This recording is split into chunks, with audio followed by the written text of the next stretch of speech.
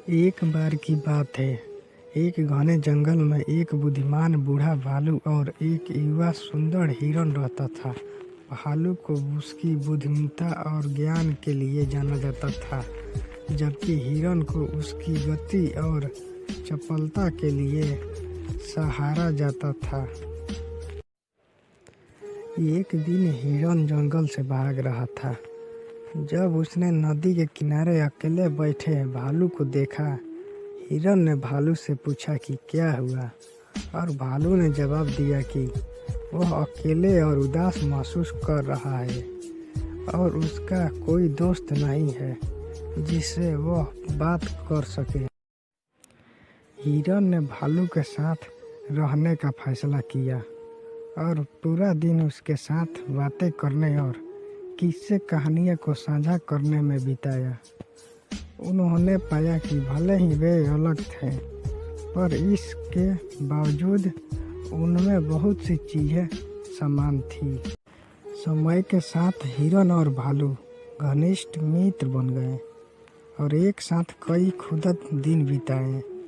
भालू ने हिरण को जंगल के तरीके और उसके आसपास के बारे में जागरूक रहने के बारे में सिखाया, जबकि हिरण ने भालू को जंगल की सुंदरता और हमेशा खुश रहने के मंत्र सिखाया।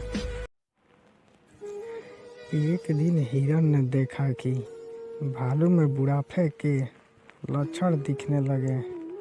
उसकी आंखों की रोशनी जा रही थी और उसे अब नदी में मछली पकड़ने में परेशानी हो रही थी। हिरण ने अपने दोस्त की किसी भी तरह से मदद करने का फैसला किया। हिरण ने अपनी गति और चपलता का उपयोग कर भालू के लिए मछली पकड़ने के नए नए तरीके खोजे और रोज उसके खाने के लिए स्वादिष्ट मछलियाँ ले आया। भालू हिरण की दया के लिए आभारी था और उसे एक अच्छे दोस्त के महत्व का एहसास हुआ। जैसे जैसे साल बीतते गए, भालू कमज़ोर होता गया और अंततः उसकी मृत्यु ही हो गया। हिरण का दिल टूट गया था, लेकिन उसे अपने दोस्त के साथ बिताए हुए कई खुदल पल याद रहे।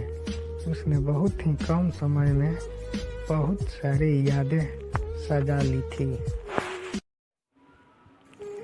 हिरण ने महसूस किया कि जीवन बहुत छोटा है और हमें उस समय को संजोना चाहिए जो हमारे पास है, और जिसे हम प्यार करते हैं वो हमेशा हमारी यादों में जिंदा रहता है।